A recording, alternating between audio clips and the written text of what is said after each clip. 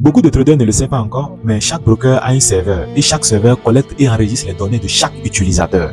Du coup, à chaque fois que tu crédites ton compte de trading de moins de $100, le broker, lui, sait déjà que cet utilisateur-là, il ne crédite pas son compte de plus de $100.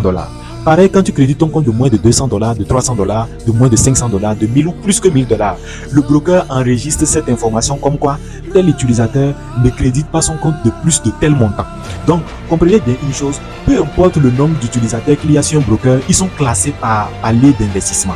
Donc, chaque utilisateur est classé dans une catégorie d'intervalle que le broker a déjà classé et a envoyé au broker, au serveur. Donc, le serveur, lui, qu'est-ce qu'il fait? Il va juste collecter les données de ces utilisateurs-là.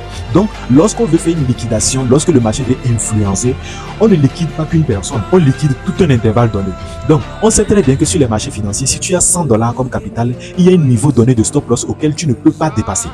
Donc, il suffit simplement que le marché vienne toucher en dessous de ce stop loss et tous ceux qui ont un capital de $100, peu importe ton lot, tous ceux qui ont un capital de moins de $100, eux tous ils sont éliminés du marché des marchés financiers. Pareil pour ceux qui ont $200, pareil pour ceux qui ont $100. Mais comment cela se fait? Comment cela se passe? Tout se passe avec les administrations des brokers. Qu'est-ce qu'ils font? Ils vendent simplement l'information collectée et stockée dans les serveurs. Le serveur, lui, il envoie l'information à l'institution financière qui a acheté cette information. Et dès qu'ils ont l'information de chaque utilisateur qui appartient à chaque intervalle, on influence simplement tel ou tel intervalle ou on influence toutes les intervalles. Vous n'avez pas remarqué que sur les marchés financiers, il y a souvent des bougies qui naissent bizarrement, vous ne savez pas d'où ils viennent. Une bougie qui vient seulement, ça élimine tout le monde.